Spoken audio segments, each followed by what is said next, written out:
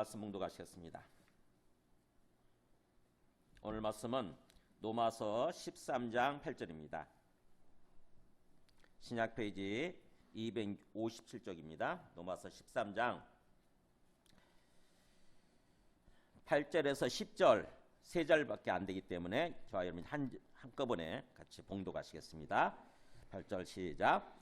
피차 사랑의 비뇌에는 아무에게든지 아무 빚도 지지 말라. 남을 사랑하는 자는 율법을 다 이루었느니라. 간음하지 말라, 살인하지 말라, 도둑질하지 말라, 탐내지 말라 한 것과 그 외에 다른 계명이 있을지라도 내 이웃을 내 자신과 같이 사랑하라 하신 그 말씀 가운데 다 들었느니라. 사랑은 이웃에게 악을 행하지 아니하나니 그러므로 사랑은 율법의 완성이니라. 아멘. 앉으시겠습니다. 네, 오늘 말씀은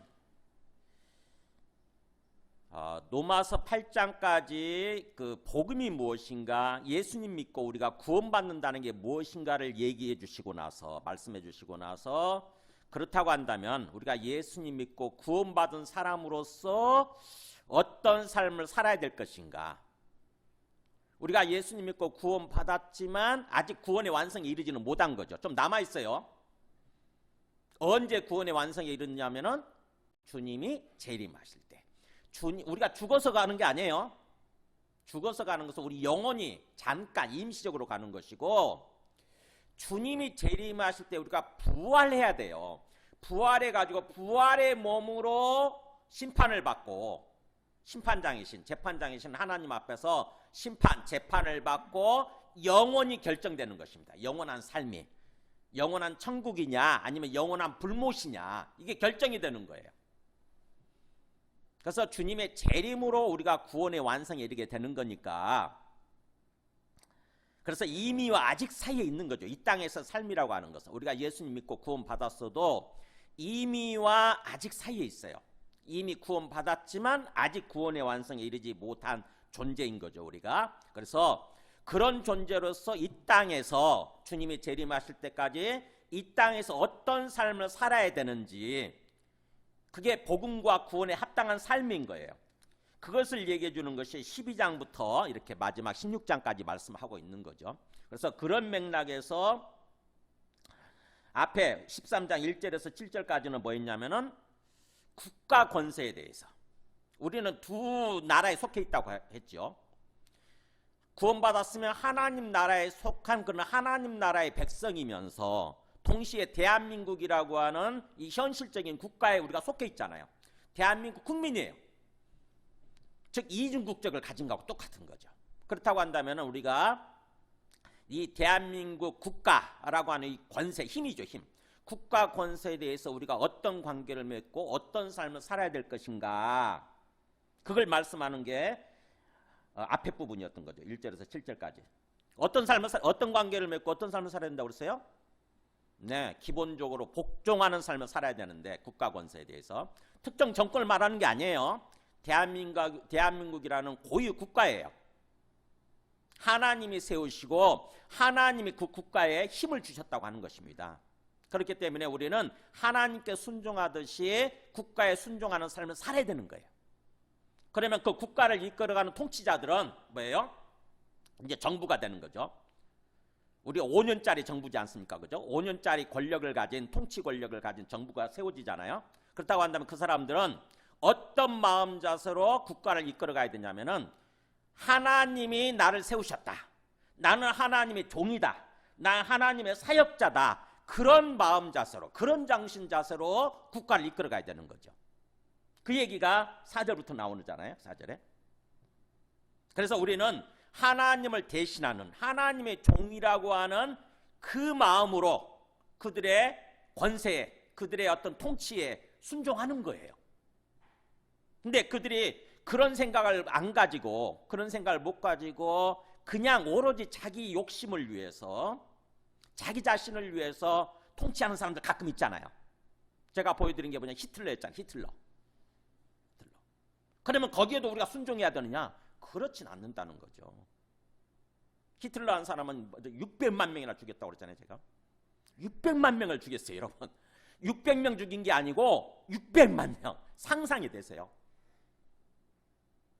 전쟁이 일어나도 지금 러시아와 우크라이나가 전쟁을 했는데 한 150명 정도, 양쪽에 150명 정도 죽었대요. 합쳐봤자 300명이에요. 양쪽 국가 합쳐봤자 300명. 근데 600명도 안 되잖아요. 근데 그때 당시 히틀러가 무려 600만 명을 죽였다니까. 600만 명. 우리 수도가 서울의 인구가 800만 명이라고 그러잖아요. 좀 이제 지금 늘어나서 한 1000만 명, 1200만 명 된다고 그러는데 1200만 명 잡고도 그 절반을 죽인 거예요. 절반. 그런 권세에 순종해야 된다고요? 지금 뭐라고 그러냐면은 양심을 따라 판단하라고 그랬잖아요. 양심을 따라. 그죠? 이 사람이 정말 똑바로 통치하는 어떤 통치 권력인지 진정으로 하나님이 세우신 하나님의 종으로서 하나님의 사역자로서 제대로 국가를 이끌어가고 있는 사람인지 양심을 따라서 판단하고 거기에 순종하라고 그렇게 돼 있는 거죠. 굉장히 중요해요. 이게 말씀을 제대로 깨닫지 못하게 되면 자꾸 이 말씀을 이용하는 사람들이 항상 있었잖아요. 그죠? 자꾸 뭐예요? 못된 정부일수록 잘못된 어떤 정권을 가진 사람들일수록 자꾸 이 말씀을 이용해가지고 봐라 모든 권세는 하나님 세웠다고 하지 않느냐, 다 모든 권세에 순종하라고 돼 있지 않느냐 그러면서 막 그렇게 이끌어간 거죠. 뒷말씀 보지 않은 거예요. 5절 말씀을. 우리 일제시대 때는 일제시대가 일본 제국이 천황을 하나님이라고 그러면서 하나님으로 섬기라고 그랬잖아요. 그게 신사참배 아닙니까? 그렇게 천황을 하나님으로 섬기라고 그러면서 그렇게 이끌어갔어요. 그러면 우리는 교회에는 양심을 따라서 그거 하면 안 되잖아요. 그죠? 양심을 따라 판단해 보면은 오직 하나님만이 하나님이지 어떻게 천황 인간이 하나님일 수 있냐고. 그래서 신사참배에 참여하면 안 되는 거죠. 근데 교회가 우리 대한민국 교회가 28회 총회 때 1938년 28회 총회 때 신사참배를 결정을 해버렸어요. 말도 안 되는 일이 벌어진 거죠. 양심을 따라 판단했어야 되는데 그러지 못한 거예요. 그래서 우리가 1절에서 7절까지는 그렇게 국가 권세에 대해서 기본적으로 복종하는 삶을 살되 양심을 따라 잘 판단해라 이렇게 말씀을 하고 있는 거죠. 그러면서 이제 오늘 말씀은 또 세상에서 우리 이웃이 있잖아요. 우리 세상 사람들 있잖아요. 밖에 나가면 세상 사람들 그죠? 세상 사람들. 앞에서 12장 뒷부분에서 핍박하는 자 있죠. 박해하는 자 12장 14절부터 21절까지는 박해하는 사람들을 대상으로 해서 어떤 관계를 맺고 살아야 되는지 말씀을 해주셨었는데 이 오늘 말씀은 그 박해하는 자를 포함한 사람들이에요. 기본적으로 이웃이에요. 기본적으로 이웃. 그러니까 이웃이라고 하는 개념을 잘 알아야 되죠. 가까운 사람이 한마디로 하면 가까운 사람, 이웃. 나의 가까이 있는 사람. 그런 사람에 대해서 어떤 관계를 맺고 삶을 살아야 되느냐 하는 말씀이 오늘 말씀입니다. 그러니까 주님 재림하실 때까지 이 땅에서 삶을 살아야 되는데 우리가 만날 수밖에 없는 관계 맺을 수밖에 없는 사람들 있잖아요. 하나님이 내게 붙여주신 그런 사람들인 거죠. 그 사람들과 어떤 관계, 어떤 모습으로 삶을 살아야 되는지 오늘 말씀입니다. 나중에 또 11절에서 14절까지는 이 세상을 종말론적인 관점에서 바라보고 삶을 살아야 된다고 하는 거.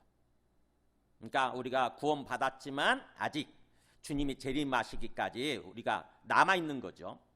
그래서 그 주님의 재림 시기를 기다리면서 이 땅에서 삶을 살아야 된다고 하는 그 말씀을 좀 얘기해 주고 있는 것이 다음 말씀입니다. 이런 식으로 우리가 예수님 믿고 복음을 듣고 구원받았지만 아직 완전한 구원에 이르지 못한 사람으로서 이 땅에서 주님 재림하실 때까지 어떤 삶을 살아야 되는지 얘기해 주고 있는 말씀이 오늘 13장이에요. 이 로마서 13장.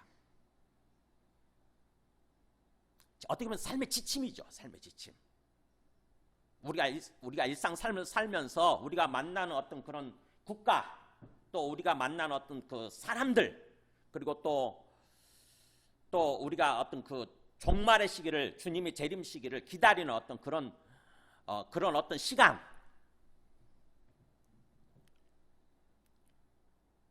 그래서 각 영역마다 주님께서 우리가 어떻게 바라보고 어떤 관계를 맺고 어떤 삶을 살아야 되는지를 말씀해주고 있는 것입니다. 이 13장이, 로마서 13장이 이 땅에서 우리의 삶을 살아가는 데 있어서 우리 삶의 지침이라고 할 수가 있는 거죠. 우리 신앙생활의 지침.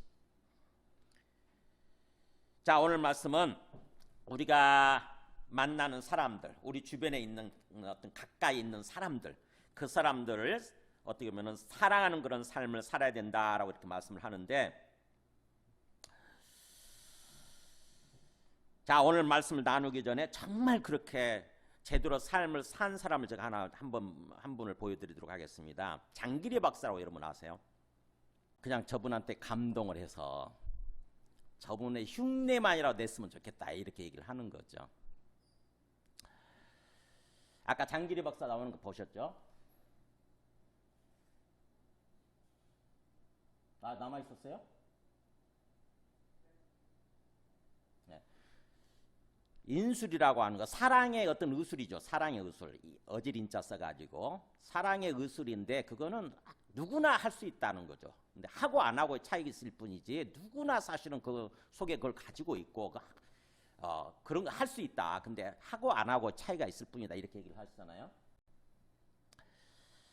이분은 그 예수 믿는 어떤 그 장로님이셨어요. 장기리 박사 장로님이시고 처음에 경성의전, 그러니까 우리 서울대 의대 어떤 그 전신이었던 그런 어떤 경성의전에 들어갈 때 정말 합격시켜 주시면 돈이 없어서 의사를 보기 힘든 사람들을 위해서 제가 살겠습니다. 이렇게 기도하고 하나님 합격시켜 주셔서 의사가 되신 분이세요. 그래서 평생 동안 그 기도한 대로 정말 어떤 그 가난한 사람들, 돈이 없는 사람들, 제대로 의료 혜택을 받지 못하는 사람들을 위해서 사신 거죠.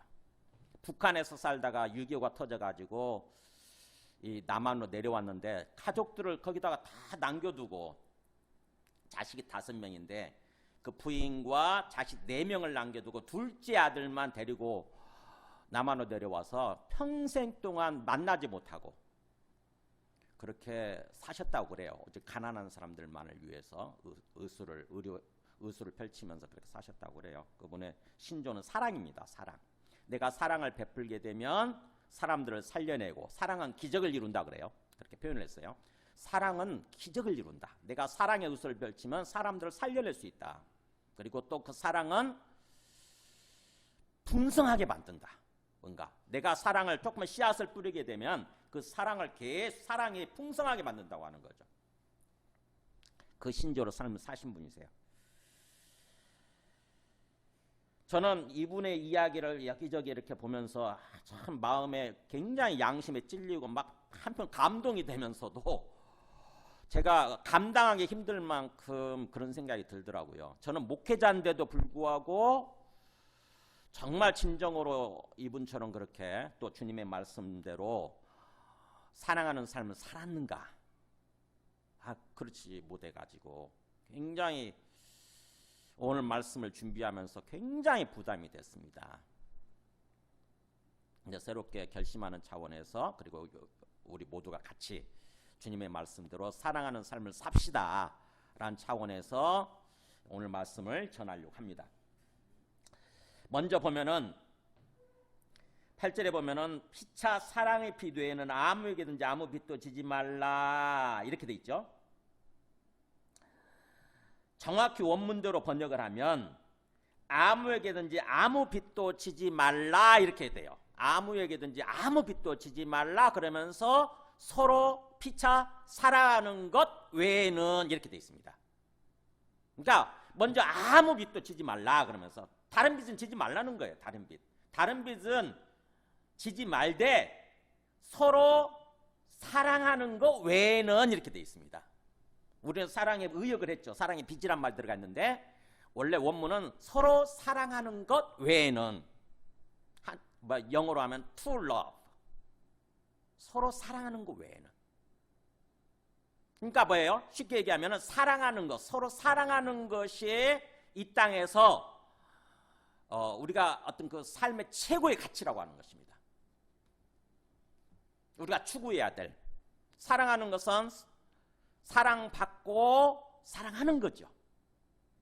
사랑받고 사랑하는 거예요. 그러니까는 어떻게 보면은 사랑받고 사랑하는 거, 사랑하고 사랑받는 거, 이것이 이 땅에서 우리가 삶을 살아가면서 최고의 어떤 보람 있고 가치 있는 삶이라고 하는 것입니다.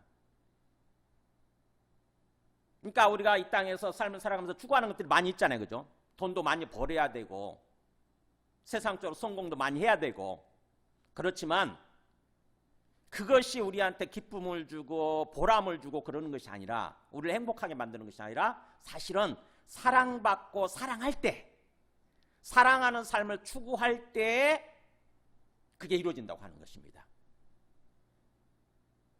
그러니까 저분같이 보세요. 돈을 많이 번 게 아니잖아요. 의사지만 돈을 많이 번 거 아니에요. 1,000만 딱 죽을 때 1,000만 원 남았는데 그 1,000만 원마저도 기부해버린 거죠. 생각해보세요. 의사가 평생 동안 몇십 년 동안 의사 생활했는데 딱 1,000만 원 남았다고. 이분이 언제 돌아가셨지?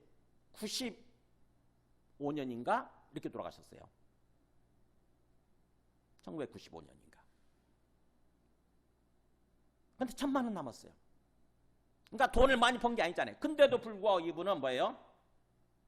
다른 사람들을 사랑하고 또 그 사람들로부터 정말 사랑받고 존경받은 거죠. 그러다 보니까 인생 최고의 어떤 기쁨을 누리면서 정말 보람 있는 삶을 사신 거예요.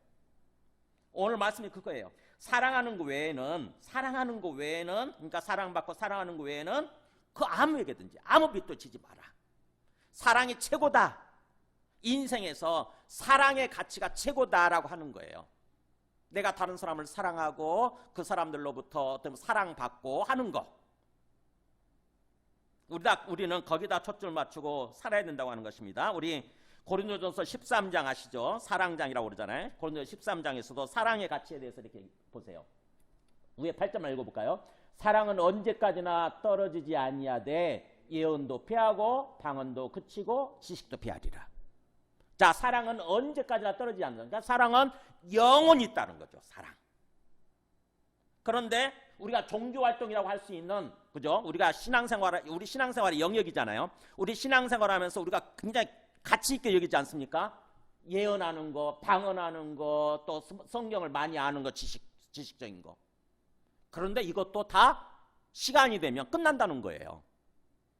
사랑은 영원히 있지만 우리가 이 땅에서 굉장히 뭔가 가치 있게 귀하게 여기는 것들 있잖아요. 그것들은 다 끝난다고 하는 거죠. 패하게 된다고 하는 것입니다. 그래서 우리는 지금 부분적으로 알고 부분적으로 예언하니 온전한 것이 올 때, 이게 언제예요? 주님이 재림하실 때예요.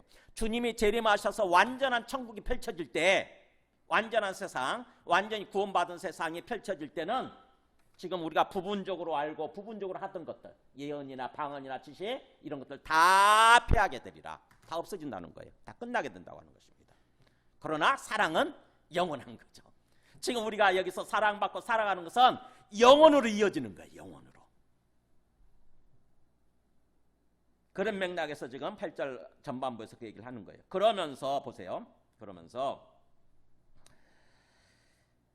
왜냐하면 이란 말 오늘 생략되어 있는데, 왜냐하면 이렇게 들어가야 돼요. 왜냐하면 남을 사랑하는 자는 율법을 다 이루었기 때문이니라.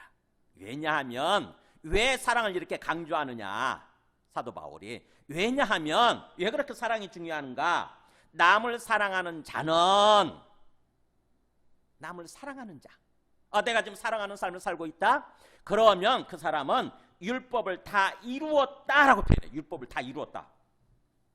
자, 오늘 말씀에서 핵심이요. 지금 그 8절 뒷부분에 나오는 율법을 다 이루었다, 사랑은 율법을 다 이루었다는 표현하고, 그 다음에 또 9절 끝에 보면은 모든 율법의 계명들이 내 이웃을 내 자신과 같이 사랑하라 하신 그 말씀 가운데 다 들었다는 말. 그러니까 내 이웃을 내 자신과 같이 사랑하라고 하는 그 말씀 가운데 다 들었다는 말. 들었다는 말은 요약된다 이런 뜻이에요. 그 말씀으로, 한 말씀으로 다 요약된다. 요약되어 있다. 그 말과 그 다음에 10절 끝에 보면은 그러므로 사랑은 율법의 완성이니라. 사랑은 율법의 완성? 뭔가 비슷비슷한 말들을 3번씩이나 강조하고 있죠. 그죠? 그러니까는 뭐예요? 지금 이 사도 바울은 뭐에 초점 맞춰서 오늘 말씀을 전하고자 하는 거냐면은 사랑은 율법의 완성이다. 사랑은 율법을 다 이루는 거다 라고 하는 얘기를 지금 하고자 하는 거예요. 핵심은 그겁니다. 우리가 이 사랑하라, 이웃을 사랑해라 라고 하는 이 사랑이라고 하는 거에 대해서 우리는 하도 많이 들어서 우리는 그야말로 잘 알고 있다고 생각을 해요. 근데 사실은 익숙할 뿐이지, 지식적으로 들어서 지식적으로 알고 있으니까 익숙할 뿐이지 사실은 제대로 믿고 그 사랑하는 삶을 살고 있는가에 대해서는 별개 차원이에요. 우리는 깊이 생각해 봐야 돼, 우리 자신을. 우리 사랑의 교회는 그야말로 그거잖아요. 하도 많이 들어서 하나님은 사랑이시라 여기저기 다 써졌잖아요. 그러다 보니까 하는 어떻게 그 말씀 하려고 그러네 이런 생각을 하죠. 사랑하라고 그러는 거구나. 이미 다 알고 있는 거. 그게 뭐 어쨌다고 이러는 거죠. 그게 뭐 어쨌다고.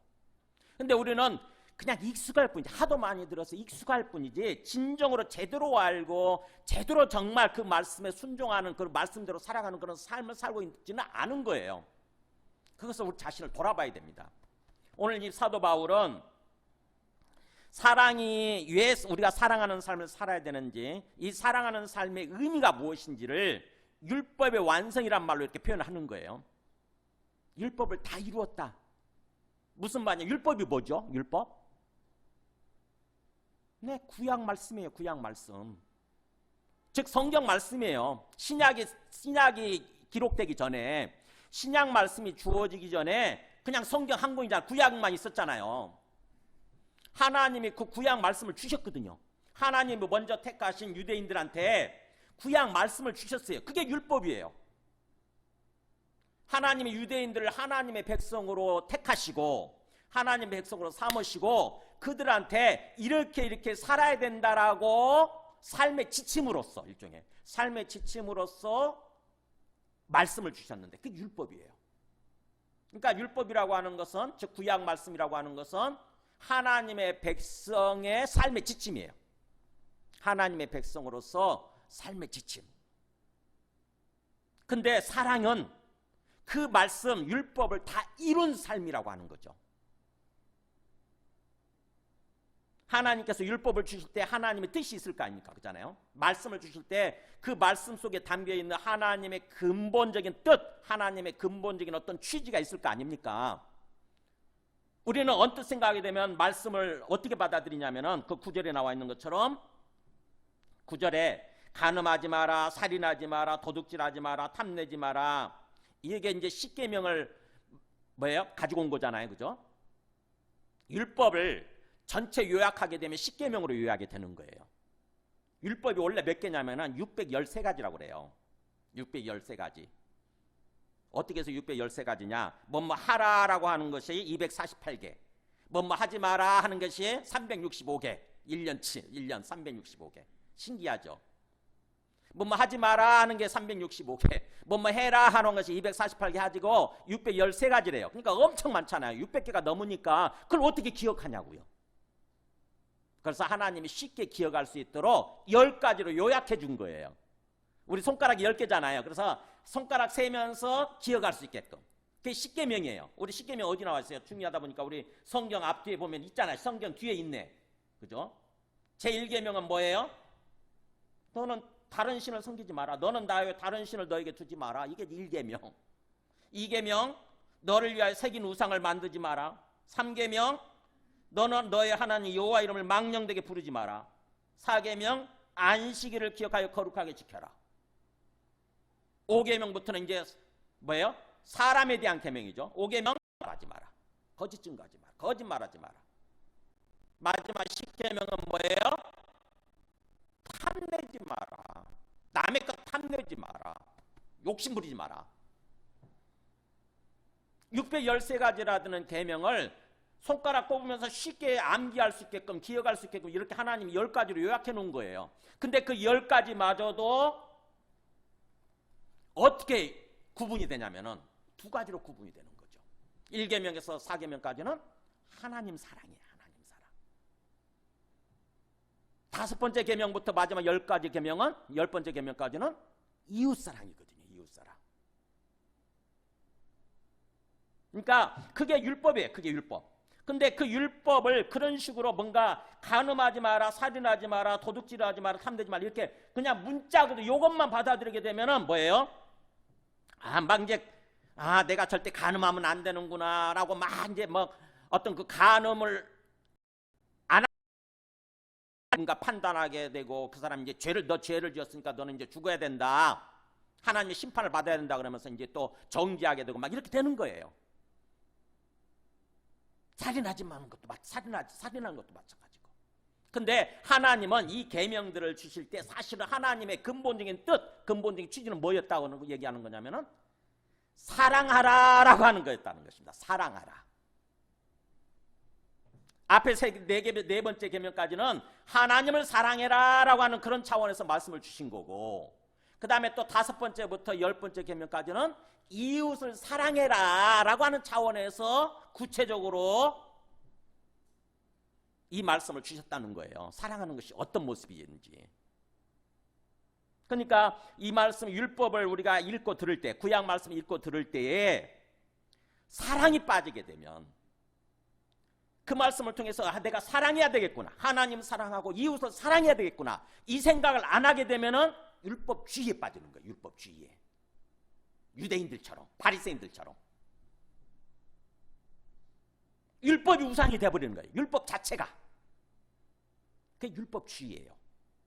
하나님은 사랑하라 하는 차원에서, 사랑하는 삶을 살아하는 차원에서 말씀을 주셨는데 우리는 하나님의 뜻을 깨닫지 못하고 그냥 앞에 드러나 있는 겉의 뜻 있잖아요. 겉의 뜻. 거기에 완전히 이렇게 집착을 하고 거기에 매달리게 된다는 거죠. 하나님께서 예수님께서 오셔서 이 율법을 완전하기 위해서 오셨다고 이렇게 말씀을 하세요. 예수님이 마태복음 5장 17절에 보면은 예수님이 왜 이 땅에 오셨느냐 보세요. 내가 율법이나 선지자를 폐하러 온 줄로 생각하지 말라. 같이 쓴다. 폐하러 온 것이 아니요 완전하게 하려 함이로라. 자칫하게 되면 우리가 예수님 믿는 거를 어떤 식으로 오해를 하냐면요, 예수님만 믿으면 죽어서 천당 가는 거니까 구약 말씀 같은 거 필요 없어. 이거 구약 말씀 율법 같은 거 필요 없어라고 생각하기 쉬워요.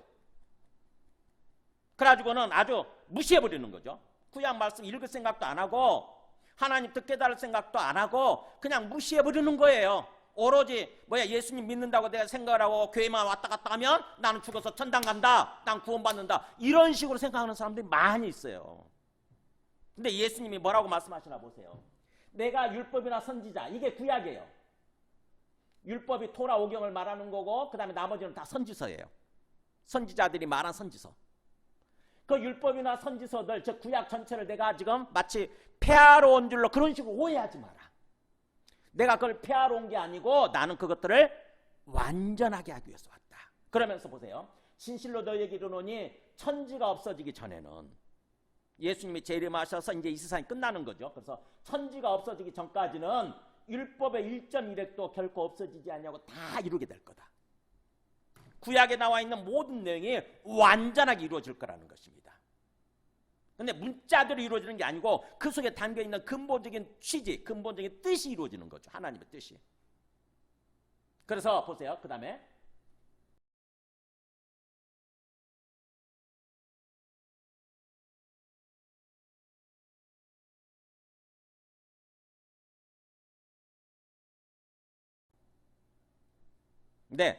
그래서 하나님 예수님은 율법이나 선지서를 완전하게, 구약의 율법을 온전하게 완전하게 이루기 위해서 오셨다고 그러면서, 그러면 율법을 완전하게 이루는 삶이 어떤 거냐, 바로 오늘 말씀 보세요. 여기 보면은 예수께서 이르시되 너의 마음을 다하고 목숨을 다하고 뜻을 다하여 주 너의 하나님을 사랑하라 하셨으니, 구약을 요약하시면서 그렇게 말씀하시는 거예요. 첫째는 하나님 사랑하는 것, 이게 크고 첫째 되는 계명이고, 둘째도 그와 같으니 너의 이웃을 너 자신같이 사랑하라. 이웃사랑이죠. 너의 이웃을 너의 자신같이 사랑하라 하셨으니 40절 같이 있습니다. 이 두 계명이 온 율법과 선지자의 강령이니라. 구약에 굉장히 많은 말씀이 있지만 두 가지로 요약이 된다는 것입니다. 강령이란 말은 핵심 강령이다 그런 뜻이에요. 핵심 내용이다. 핵심 내용. 강령이란 말이 한자 말이라서 뭐야? 핵심 말씀이다 이렇게 생각하면 돼요. 핵심 말씀이다. 구약을 탈탈 털게 되면 뭐만 남는다고요? 하나님 사랑, 이웃 사랑이라는 거죠. 이웃 사랑. 그러니까 구약 말씀을 통해서 구약 말씀 율법인데 그 율법을 통해서 하나님께서 원하시는 핵심적인 어떤 내용이 뭐냐? 하나님 사랑하는 삶을 살라는 거고 이웃을 사랑하는 삶을 살라는 거라는 것입니다. 그러니까 구약 말씀을 읽으면서도 거기서 그 어떤 사랑이라고 하는 것을 깨닫지 못하게 되면은 우리가 헛되게 읽는 거죠. 헛되게. 아, 하나님 사랑하라고 하는 거구나 이게. 아, 이웃을 사랑하라고 하는 얘기구나. 이걸 깨달아야 되는 거죠. 그리고 그걸 깨닫고 결심을 해야 되는 거죠. 정말 하나님 사랑하는 삶을 살겠습니다. 이웃 사랑하는 삶을 살겠습니다. 주님이 그렇게 요약해 주시는 거예요. 모든 구약의 핵심 강령은 이 두 가지 계명이라는 거죠. 그러면서 그러기 때문에 오늘 말씀에서 보세요. 그렇게 남을 사랑하는 자는 율법을 다 이뤘다는 말이 그런 뜻이에요. 율법의 내용은 사랑하라는 거니까. 진정으로 내가 그걸 깨닫고 율법을 통해서 깨닫고 내가 전자 남을 사랑하는 삶을 산다. 이 남이 이웃이겠죠. 나 외에 다른 사람이 이웃이니까. 이웃은 사실은 정확히 헬라 원어로 보게 되면 플래시온 그래가지고 가까이 있는 사람이에요. 어떤 식으로든 가까이 있는 사람들 있잖아요 지금. 그죠? 우리 가정에서 가까이 있는 사람들, 내 부모 이웃일 수 있고 내 자식 이웃일 수 있어요. 내 배우자 이웃이에요. 내 형제 이웃이고 교회 와서 내 형제, 예수 믿는 사람들 형제라고 그러잖아요. 특별히 형제가 이웃이에요. 내 이웃이 되는 거예요. 그러니까 이웃이라고 하는 것은 형제를 다 포함하는 개념인 거죠. 직장에 가면은 또 가까운 사람 있잖아요. 내 상사가 내 이웃일 수 있고 내 부하 직원이 내 이웃일 수 있고 어떤 식으로든 내 가까이 있는 사람, 내 가까이 있는 영혼 그게 이웃이에요. 그 이웃을 사랑하는 삶을 산다. 내가 지금 사랑하고 있다. 그러면 어떻다고요? 그 사람은 율법을 다 시제가 어떻게 되어 있습니까? 이루었느니라. 완료 시제예요. 놀랍게도. 이루었다는 말이 헬라 원어로 영어로 얘기하는 풀필, 채우다 이런 뜻인 거고요. 헬라 원어로는 플레로 해가지고 완료 시제를 쓰고 있더라고. 페플로로켄 해가지고 현재 이룬 상태다. 영어로는 has fulfilled, 채운 상태다 이런 뜻이에요. 율법을 완전하게 만든 상태다. 율법을 완전하게 완성한 상태라는 것입니다. 그러니까 내가 지금 남을 사랑하는 삶을 살고 있다. 우리 장길이 박사님처럼.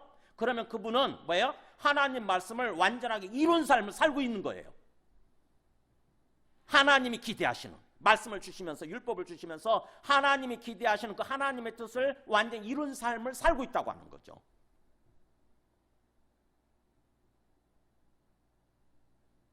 그래서 그러면서 9절 앞에도 왜냐하면 이렇게 되는 거예요. 왜냐하면 왜 그것이 사랑하는 것이 율법을 다 이룬 거냐?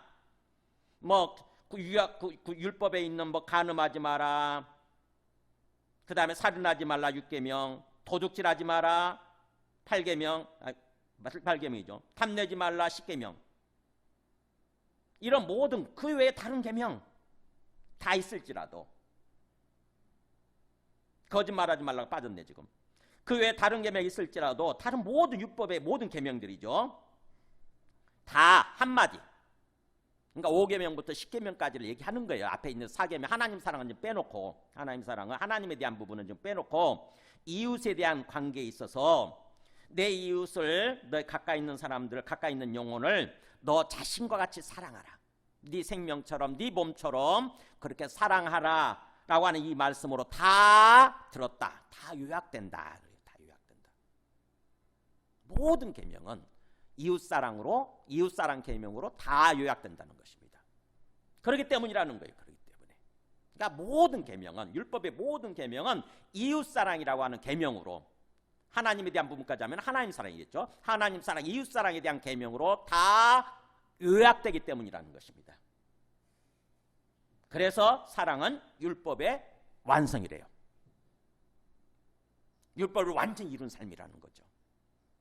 그렇다고 한다면 지금 사도 바울이 뭘 강조하는 거예요? 우리가 사랑함으로써 이 땅에서 신앙생활할 때 막연한 종교활동만 하다가 그치지 말고 하나님이 가장 원하시는 게 기독교라고 하는 우리 종교를 우리한테 주시고 신앙을 우리한테 주시고 말씀을 주시고 그러면서 하나님께서 그것을 통해서 우리한테 원하시는 가장 바라고 기대하시는 삶이 뭐예요? 사랑하는 삶이에요. 사랑하는 삶. 하나님 사랑, 이웃 사랑하는 삶. 그러니까 내가 예배를 드리고 교회를 다니면서도 내가 명색이 기독교 어떤 신자 그리스도인이라고 하면서도 사랑하는 삶을 살고 있지 않다? 그러면 뭐예요? 우리는 그냥 종교활동하는 거예요. 그냥 종교활동하고 그치는 거예요. 심각하죠. 그죠? 심각하죠. 사도 바울이 오늘 말씀을 통해서 율법을 다 이루었다. 사랑하는 자는 율법을 다 이루었다. 이런 말. 또 사랑은 율법의 완성이다. 이런 말을 계속 강조하는 거 보면서 저는 왜 이 말을 계속 강조하고 있지라고 굉장히 의아했어요. 로마서에서 새삼스럽게 이웃 사랑하라는 말씀을 하면서 새삼스럽다고 생각했거든요. 이게 새삼스러울 정도로 새삼스럽게 느낄 정도로 이웃 사랑하라는 말씀을 하면서 갑자기 또 율법의 완성이란 말을 끌어와 가지고 자꾸 그걸 강조하는 거예요. 이게 뭐지? 라는 생각을 했어요. 이게 뭐지? 그 속에 깊은 의미가 담겨 있더라고요. 하나님께서 우리에게 율법 말씀을 주셨는데 어떻게 보면 신약까지 포함되죠. 말씀을 주셨는데 그 말씀을 주신 하나님의 근본적인 목적은 뭐냐? 근본적인 바람, 기대, 소망은 뭐냐? 우리한테 사랑하래요. 사랑하라. 사랑하는 삶을 살래요. 하나님에 대해서 하나님 사랑하는 삶. 이웃에 대해서는 정말 그들을 내 몸처럼 나 자신처럼 그렇게 사랑하는 삶. 그게 아니면 하나님 뜻에 어긋난 삶이 된다고 하는 것입니다. 그냥 종교활동하다 그치는 거예요. 자, 우리 같은 말씀을 어떻게 보면은 복음서에서 한번 찾아보겠습니다. 복음서에서 누가복음 10장 25절 한번 보실래요? 누가복음 10장 25절 보면은 어떤 율법교사가 성경을 좀 안다고 하는 사람들이 율법교사니까 율법을 가르치는 교사예요. 소위 어떤 율법교사가 예수님한테 와서 이렇게 질문합니다. 선생님, 내가 뭘 해야 영생을 얻으리까? 이렇게 질문해요. 내가 자기는 시험 떠보는 거예요. 예수님 떠보는 예수님이 율법을 잘 아시나 성경을 잘 아시나 하고 자기는 잘 알고 있기 때문에 떠보는 거죠. 선생님, 내가 뭘 해야 영생을 얻을 수 있을까요? 라고 질문을 하는 거예요. 영생이란 말 쓰죠. 내가 뭘 해야 영생을 얻을 수 있을까요? 영생이 뭐죠? 네, 우리의 영이 살아나서 우리의 영적 생명이 살아나죠. 우리 영혼이 살아나는 거죠. 우리 영혼이 살아나서 하나님과 함께 교통하면서 하나님과 함께 삶을 살아가는 거. 하나님과 함께 영적인 삶을 살아가는 거. 그게 영생이거든요. 예수님 믿으면 영생을 얻거든요, 우리가. 그리고 장차 나중에 우리가 부활해가지고 진짜 영생 가운데 들어가게 되는 거죠. 영생을 누리게 되는 거죠. 근데 이 땅에서 어떻게 하면 내가 그렇게 영생의 삶을 살 수 있습니까? 라고 묻는 거죠, 지금. 그랬더니 예수님이 그렇게 대답하잖아요. 율법에 무엇이라 기록되어 있으면 너가 어떻게 했느냐. 이 사람한테 오히려 질문을 하죠. 네가 아는 율법에 어떻게 기록되었고 너는 그것을 어떻게 해석하는데? 그런 뜻이에요. 너는 어떻게 그것을 어떻게 해석하고 있는데? 그랬더니 그 사람 율법사가 이렇게 대답하죠. 너의 마음을 다하며 목숨을 다하며 힘을 다하며 뜻을 다하여 주 너의 하나님을 사랑하고 또 너의 이웃을 너의 자신같이 사랑하라 했나이다. 잘 알고 있죠, 그죠? 확실하게 하나님 사랑하는 것과 이웃 사랑하라고 하는 것입니다 라고 율법에 그렇게 기록되어 있습니다 라고 지가 질문해놓고 지가 답을 하는 거죠. 예수님이 오히려 질문을 하니까. 그랬더니 예수님이 뭐라고 해요? 너의 대답이 옳도다. 이를 행하라 그러면 살리라. 이렇게 말씀하세요. 네 대답 맞다. 너 정말 잘 알고 있네. 중요한 것은 뭐예요? 그 말씀대로 행하라. 이게 행하라. 하나님 사랑하고 이웃을 진짜 그렇게 사랑해라. 그러면 뭐라고 돼 있냐면 살리라 돼 있잖아요. 살리라가 뭐 있어요? 앞에 영생을 얻는다는 말을 여기다 이렇게 쓴 거죠. 그죠? 네가 영생을 얻으리라. 네 영혼이 살아나리라. 네 영이 살아나서 생명이 살아나서 영적 생명이죠. 하나님과 함께해서 영적 생명이 살아나서 영생의 삶을 살게 되리라 이런 뜻이에요. 그러니까 결국 뭐예요?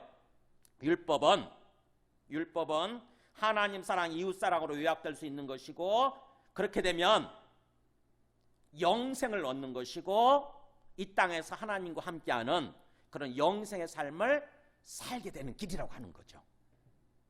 즉 영생 차원에서 율법을 그렇게 또 말씀하시는 거예요. 하나님 사랑, 이웃 사랑, 사랑하는 삶을. 자, 그랬더니 누가복음 10장 29절로 또 이어집니다. 28장까지 나왔죠. 누가복음 10장 29절 보면은 이 사람이 또 두 번째 질문해요.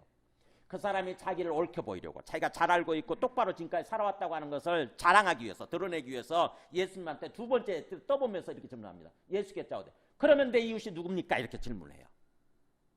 내 이웃이 누군데요 그러면? 자, 예수님의 대답이 생각해 보세요. 예수님 대답 먼저 보세요. 예수께서 비유를 들어서 얘기하세요. 예수께서 대답하실 때 어떤 사람이 예루살렘에서 여리고로 내려가다가, 예루살렘 산꼭대기 있거든요. 산꼭대기에서 여리고로 쭉 우리 강릉 내려가듯이, 대관령 이렇게 내려가듯이 여리고를 향해서 이렇게 내려가요. 내려가다가 강도를 만납니다. 산길이니까. 강도를 만나면 강도들이 그 옷을 벗기고 때려서 거의 죽은 것을 버리고 갔더라. 돈을 뺏으려고 했다가 막 돈을 뺏으려고 옷을 벗기고 막 때렸겠죠. 그래서 거의 다 죽다시피 했어요. 죽은 것을 버리고 갔더라. 그러면 그때 마침 한 제사장이, 오늘날로 얘기하면 목회자죠. 목회자. 성경을 잘 알고 하나님을 잘 믿는다고 하는 제사장이 그 길로 내려가다가 그를 보고 뭐예요? 진짜 예수, 이 사람이 하나님을 안다고 한다면 어떻게 됩니까? 강도 만나서 죽어가고 있는 사람이잖아요. 그 사람한테 가서 죽었는지 안 죽었는지 살펴보고 살아있으면 그 사람을 뭔가 치료하고 회복시켜주는 사랑을 베풀어야 되는 거 아닙니까? 근데 놀랍게도 제사장은요 피해서 가버려요.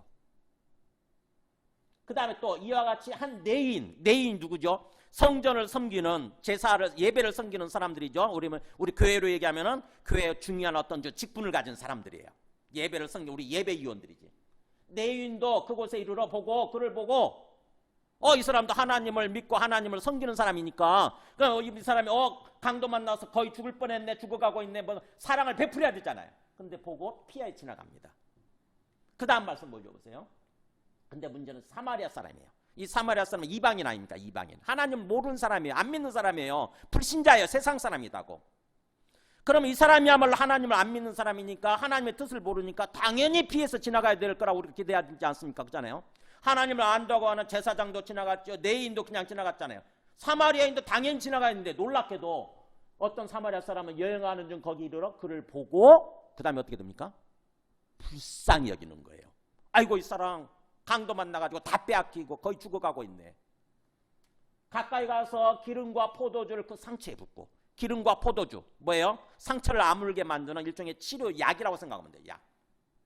포도주는 소독하기 위해서 쓰는 거고, 기름이라고 하는 것은 딱딱하게 이 상처 맞은 부분이 딱딱하게 굳지 않도록 이렇게 기름을 붓는 거거든요. 치료제예요, 치료제. 기름과 포도주를 그 상처에 붓고 그 다음에 싸맨 다음에 자기 짐승, 뭐 나귀나 또 말이겠죠. 자기 짐승에 태워 가까운 주막, 여관이겠죠. 여관으로 데리고 가서 돌봐줍니다. 밤새. 그리고는 그 이튿날 자기도 바쁘니까 그가 주막 주인에게 돈을 데나리온 둘, 이틀 품삯이에요. 이틀 품삯. 데나리온 둘을 내주면서, 오늘날 뭐 하루 5만 원이면 10만 원 정도 내주는 거고, 하루 10만 원이면 20만 원 내주는 거예요. 데나리온 둘을 내주면서 뭐라고 하냐면 이 사람 돌봐주세요 그러는 거예요. 주막 주인한테 부탁하는 거죠. 그러면서 혹시 비용이 더 들면 내가 돌아올 텐데, 돌아올 때 갚아줄게요 라면서 가는 거예요. 그러면서 이 예를 들어주고 나서 예수님이 이렇게 질문합니다. 네 생각에는, 지금 율법사를 향해서 얘기하는 거죠. 네 생각에는 이 세 사람 중에 누가 강도 만난 자 이웃이 되겠느냐 이렇게 질문해요. 아까 율법사는 뭐라고 질문했어요? 예수님한테 내 이웃이 누굽니까? 이렇게 질문했어요. 내 이웃입니까? 내 입장에서 이웃이 누군데? 이렇게 질문했다고요. 근데 예수님은 뭐라고 얘기해요? 네 입장에서 이웃이 아니라 지금 강도 만난 자, 네 도움을 필요로 하는, 너의 사랑을 필요로 하는 사람 입장에서 이웃이 누구겠느냐? 사랑을 베풀어 준 사람, 사랑을 베풀어 준 이웃이 누구겠느냐라고 질문하는 거예요.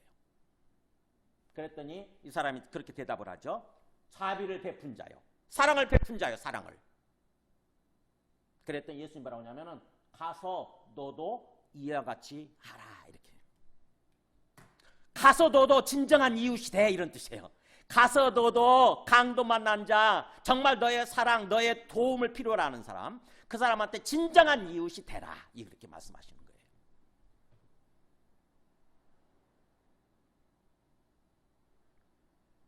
그러니까 우리가 주님께서는 어떻게 보면 우리의 어떤 관점, 이웃을 바라보는, 이웃을 생각하는 우리의 관점을 바꾸라고 얘기하시는 거죠. 자꾸 내 입장에서 이웃이 누굴까 이렇게 생각을 하게 되면요, 아까 제사장이나 레위인처럼 자꾸 피하게 됩니다. 핑계를 대고 저 사람 마음에 안 들어. 그러니까 피해요. 저 사람 이웃이 아니야. 내가 도와줄, 내가 사랑을 베풀 이웃이 아니야. 이 사람은 굉장히 이쁜 사람이네. 이 사람은 내한테 득이 될 것 같네. 그러면 이 사람은 이웃인 거예요. 근데 주님께서는 그렇게 생각하지 말라는 거죠. 네 입장에서 생각하지 말고 너의 사랑을 필요로 하는 사람 입장에서 네가 이웃이 되라. 이렇게 말씀하시는 거죠. 자, 우리가 오늘 말씀을 통해서 정말 사랑하는 삶을 살아야 된다. 이걸 깨닫게 되는데 문제는 참 쉽지 않죠. 그죠? 쉽지 않습니다. 이 사랑하는 삶을 사는 게 굉장히 쉽지가 않아요. 우리가 여러 가지 뭔가 좀 해보려고 하다가 사람들로부터 상처받고 막 그렇게 되면은요, 그걸 내려놓게 돼요. 우리 많은 사람들이 이 세상을 살면서 굉장히 상처받잖아요. 그죠? 사람들로 인해서 상처를 엄청 받거든요. 그러다 보면은 그 사람을 사랑해야 되는데 사랑하고 싶은 생각이 없어요. 없어져요. 제가 우리 교회에 몇 년 전 얘기예요. 앞에서 이렇게 바닥을 기어다니시면서 거지죠, 노숙자. 이 하모니카로 찬송가를 부르는 분이 계시더라고요. 이분한테 좀 도와드리겠다 생각을 해가지고 이분을 이제 모시고 교회로 오려고 했더니 이분이 벌떡 일어나요. 못 걸어 다닐 줄 알았더니 벌떡 일어나셔서 교회에 따라 들어오셨어요. 그래서 교회에서 이렇게 이분 얘기를 들어보니까 여러 가지 얘기를 하시더라고. 이해가 되더라고. 뭐 어떤 그 불이 나가지고 자기가 있는 집에 불이 나가지고 거의 불에 타 죽을 뻔하고 막 그랬다는 거예요. 그러면서 자기 집 주소도 주소도 가르쳐주고 전화번호 자기 아는 사람 자기 부모가 있는 전화번호도 가르쳐주고 그러더라고. 그러면서 돈을 좀 도와주시면 돈을 좀 주시면은 제가 내일 그날 토요일이었거든요. 내일 예배 저희 누나와 함께 참석해서 꼭 그 돈을 갚도록 하겠습니다라고 하시더라고요. 그래서 그 돈을 도와주려고 그랬더니 이제 뭐 자꾸 돈을 올리는 거예요. 그래서 결국 그 사람을 믿고 제가 달라는 대로 주었어요. 몇십만 원이에요. 예배 참석했을까 안 했을까요? 네, 안 왔어요. 그러면서 저녁에 그 다음날 월요일날 왔더니 월요일날 새벽에 왔더니 자기가 왔다 갔다 하는 표시로 뭐냐면 저 우리 들어올 때 그 이렇게 기도 저기 문 있잖아요. 뭐 또 A4 용지 제가 쓰는 거 저는 거 그걸 딱 띄어가지고 문을 전체 딱 가로막고 거기다 붙여놓고 갔더라고. 조롱하듯이. 난 여기 무조건 왔다 갑니다. 그러나 당신 돈은 갚지 않겠습니다. 이런 거예요. 와, 제가 얼마나 화가 나든지. 저는 순수한 마음으로 도와주려고 그랬더니 그래서 그 사람이 남겨놓은 전화번호로 다 전화를 걸었더니 뭐예요? 몇 년 전 얘기, 몇 년 전 전화, 몇 년 전. 그 사람이 여기 뭐 살았을 때 몇 년 전에. 그렇게 상처받고 나니까 그 다음에 이제 뭐예요? 우리 교회 도와달라고 전화가 자꾸 와요. 그 사람이 전화번호를 올려놨는지 어쨌는지. 도와주고 싶은 마음이 없는 게 자꾸 의심이 생기는 거예요. 자꾸 의심이 생기고.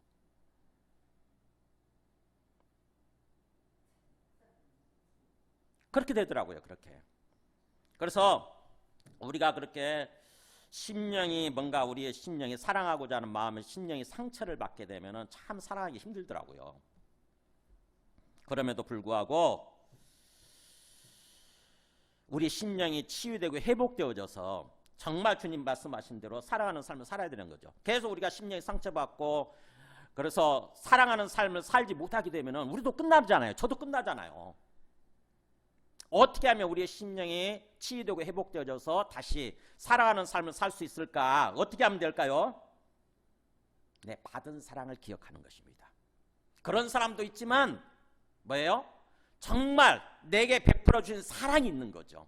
먼저 주님이 직접 내게 베푸는 주님의 사랑이 있고 또 뭐예요? 수많은 사람들을 통해서 주님이 베풀어 주신 사랑이 우리한테 있는 거예요. 주님이 직접 베풀어 주신 사랑은 로마서 5장 8절에 보면은 아시죠? 우리가 로마서 지나왔으니까 로마서 5장 8절에 보면은 이 나오잖아요. 우리가 아직 죄인 되었을 때에 그리스도께서 우리를 위하여 죽으심으로 하나님께서 우리에 대한 자기의 사랑을 확증하셨느니라. 우리가 하나님을 배반하고 하나님 인정하지 않고 그런 삶을 살고 있을 때 우리가 죄인이에요.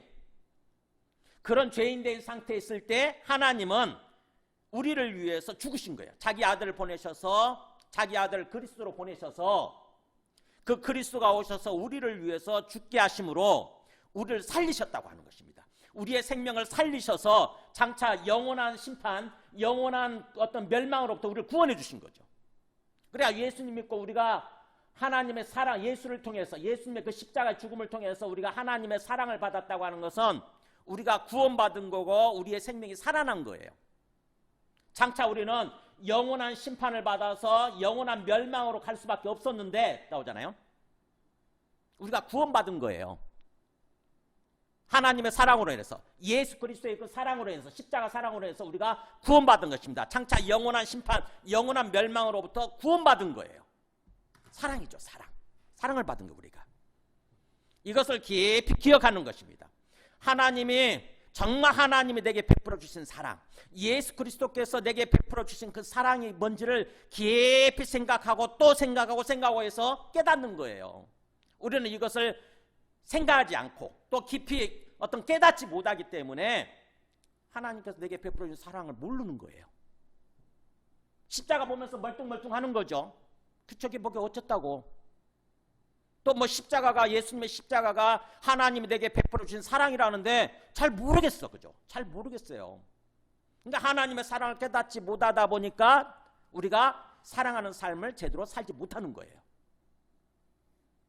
다시 한번 하나님께서 내게 베풀어 주신 사랑, 내가 하나님으로부터 받은 사랑을 깊이 생각하시고 깨달으시기 바랍니다. 그게 출발점이야. 사랑하는 삶의 출발점. 그러면서 또 사람들 통해서 내게 베풀어 주신 사랑들 생각해 보세요. 저는 그 거짓뿐만 아니라 수많은 사람들로부터 상처를 받다 보니까 나중에는 그 사람들에 대해서 정말 사랑을 포기하게 되고 그렇게 되더라고. 근데 가만히 생각해 보니까 그렇게 상처를 준 사람은 소수고 진짜 저에게 사랑을 베풀어 준 사람은 엄청 많더라고요. 우리 교회 신자가 아님에도 불구하고 우리 교회 성도가 아님에도 불구하고 계속해서 우리 교회를 위해서 기도하면서 후원하는 사람들이 많이 있어요. 제가 주보에 써놓잖아요. 계속 특별헌금이라고 그래가지고 오늘 주보만 해도 있지 않습니까? 특별헌금. 우리 교회 성도 아닌 사람들 많잖아요. 특별히 우리 박경란 집사님 같은 경우는 거기 나오죠. 이런 분은요 굉장히 어려워요. 자기 삶이. 지금 그 대학교 2학년인 그 아들이 있고 지금 대학교 또 들어가기 위해서 재수하고 있는 딸이 있어요. 그리고 또 아파트를 사서 그러니까 그 아파트 중도금을 부어야 되기 때문에 굉장히 어려워요. 그런데도 불구하고 계속 제가 헌금하지 말라고 그랬어요. 이분. 그냥 기도만 해주세요. 헌금하지 마세요. 그런데도 불구하고 계속 하시는 거예요. 제가 그거 보면서 정말 눈물 나더라고. 이야, 하나님이 이분을 통해서 하나님의 사랑을 저한테 보여주시는 거구나. 그런 분들이 여러 분 있다니까요. 그래서 그걸 생각하니까 제 마음속에 사람들로부터 상처받은 것들이 싹 치유되면서 정말 제가 받은 사랑을 갚아야 되겠다. 이분들의 사랑에 보답해서 나도 정말 사랑하는 삶을 살아야 되겠다. 이런 생각을 하게 되는 거예요.